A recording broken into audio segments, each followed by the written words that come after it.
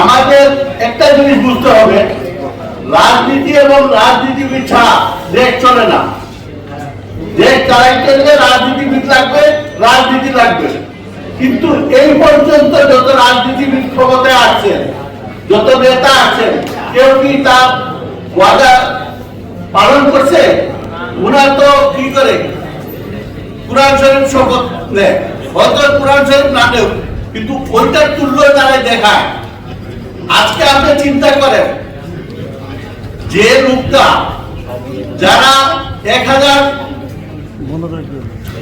2001 থেকে 2006 পর্যন্ত ক্ষমতায় ছিল, তারা কি মানুষ মারতে কম মারছে? তারা কি লুটপাট করতে কম করছে? এই যে মনে করেন শেখ হাসিনা দেশ থেকে পালিয়ে গেছে, তাদের দলের নেতারা কখনো অনুসূচনা করছে? বা যে বিএনপি এত বছর দুর্নীতি করছে, তারা কি কখনো বলছে যে আমরা ক্ষমতায় আসলে আগের মতো আর দেশ দুর্নীতি করব না? এই যে কতটা রাজনৈতিক দল, 100-150 উপরে, আসলে এতটা দলের তো কোনো দরকার নাই। আমরা যদি দলে গণতন্ত্র দেই, মেধার ভিত্তিতে রাজনীতি করি। দেখেন, আমি 2004 সাল থেকে বিএনপি যখন মানুষ হত্যা করছে, বিএনপি যখন রেল গঠন করছে, ক্লিন হার্ট অপারেশন করছে, তখন আমি একটা ফর্মুলা লিখছিলাম আমেরিকা থেকে, এবং তারপর থেকে আমি আমেরিকা ছেড়ে বাংলাদেশে চলে আসছি। আমার উদ্দেশ্য হলো দেশে গণতন্ত্র প্রতিষ্ঠা করা। আমাদের দেশের রাজনীতিবিদরা সবাই কি বলে, দেশে গণতন্ত্র নাই, দেশে গণতন্ত্র নাই। আসলে তো ওনার দলেই তো গণতন্ত্র নাই। উনি যে বলছে উনার বাপের পরে ওনার ছেলে, ছেলের পরে নাতি পুতি, গণতন্ত্র পালন কোথায়? এই যে মনে করেন যারা গণতান্ত্রিক ফ্রন্ট গঠন করছে, করে বিএনপিতে গেছে, তারা কি জানে না বিএনপি থেকে এত অরাজকতা চালাইতেছে? এই যে লুটপাট, এগুলো কি এদের জানা নাই? আজকে আপনারা চিন্তা করেন, এই ইউনূস সরকার আসার পরে যতটা অপরাধীকে জেল থেকে ছাড়া হয়েছে, তারা কত বড় বড় ক্রিমিনাল, এরা তো কেউ আদালতেই দেয় নাই, বলে আদালতে না গিয়ে তারা ইয়ে হয়ে গেছে, তাদের জামিন হয়ে গেছে, তাদের মামলা শেষ করা হয়ে গেছে। তাইলে আমাদের কি হবে?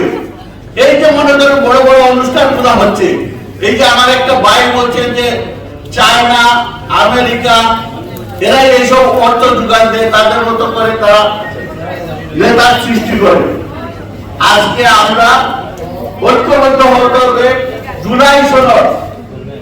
জুলাই সনদের ম্যাক্সিমাম আমার ফর্মুলা থেকে দেওয়া হয়েছে, কিন্তু একদিন আমাকে ডাকা হয় নাই। আমি সেটা প্রত্যাশাও করি না। আমি চাই দেশটা ভালো থাকুক, দেশের মানুষ ভালো থাকুক।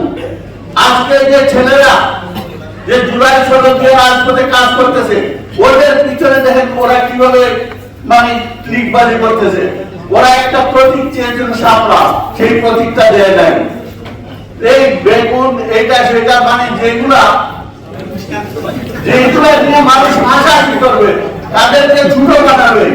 অথচ এই জুলাই আন্দোলনে যে ছেলেগুলো মারা গেছে, কয়টা বড় লোকের ছেলে মারা গেছে, কয়জন বড় নেতার ছেলে মারা গেছে, এই সাধারণ ছেলেরা, আপনার আমার ভাই বন্ধু যারা নিম্নবিত্ত মধ্যবিত্ত ছেলেরাই মারা গেছে। আমরা আগামীতে যদি জুলাই সনদ বাস্তবায়ন না হয়, তাইলে আমরা নির্বাচনে যাব না। এই মতটা আপনারা আমার সবাইকে করতে হবে, এবং আমরা সবাই এক বাক্যে বলবো, আমার ভাই কেডা গরিবের ছেলে, আমি গরিব, অথবা আমি গরিবের সাথে থাকবো, ওই বড় লোকের দ্বারা না। আপনি চিন্তা করেন, ইয়ে যে আমাদের উনি এত বছর, হ্যাঁ উনি কেন দেশে আসে না? উনার নেতারা যে কটাক্ষ করে কথা বলে, তাকে কি আমাদের আত্মসম্মানের ব্যাঘাত ঘটে না? যাই হোক, আরো বক্তারা আছেন, বক্তব্য দিবেন। আমি এইটাই চাই, আমাদের যে নেতারা আছেন তারা যেন এইটাই বলবেন যে আমরা হওয়া পর্যন্ত আমরা কোনো নির্বাচনের কথা বলবো না, আমরা নির্বাচনে যাব না। আপনারা কি রাজি আছেন? নির্বাচন করবে এই দেশে আর থাকতে পারবেন না। আমাদের এক বক্তা বলছে না যে আগামীতে আওয়ামী লীগ আসলে জবাই করতে হলে আর কিছু লাগবে না, আইনের ফাঁকি আপনারা করতে পারবেন। এই যে তারা নির্বাচন করবে, এটা কোন আইনে করবে? তারা যে সংবিধানের কথা বলতেছে, সংবিধান ভারতের সংবিধান ভালো, এটা ঠিক, এটাকে কাটা ছিঁড়া করে যা করছে এটার মধ্যে কোনো মানবতা রাখে নাই। আপনারা একটা জিনিস লক্ষ্য করবেন, যখন প্রথম কথা হয় ওই সংবিধান দিয়া নির্বাচন দিয়া, আমি বলছিলাম যে আপনারা নির্বাচন দিবেন কোন সংবিধানে, কোন সংবিধানে? কারণ শেখ হাসিনা কি করছে,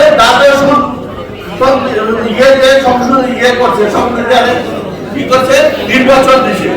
উনি তো নির্বাচন দিয়া উনি দেশ ত্যাগ করে গেছে, নির্বাচন কি উনি পদত্যাগ করে নাই। কারণ কেউ পদত্যাগ করতে পাইছে, তাইলে স্টিল এখনো উনি বাংলাদেশের প্রধানমন্ত্রী, যেটা কারো মাথায় আসে না। এখন যদি আপনারা যান, তাইলে আমাদের কি করতে হবে? আমাদের বিপ্লবী সরকার গঠন করতে হবে। বিপ্লবী সরকার কোনো আইনের মধ্যে পড়ে না, কারণ আমার গায়ে জোর আছে, আমি তোমাকে বাগাইছি। এখন আমি যেভাবে পারি আমি আমার দেশ চালাবো, আমরা পয়সা এটা ঠিক করবো। তো ধন্যবাদ আপনাদের সবাইকে। আমি সবাই মিলে একটা জিনিস করতে হবে, আমাদের জুলাই বাস্তবায়ন হবে।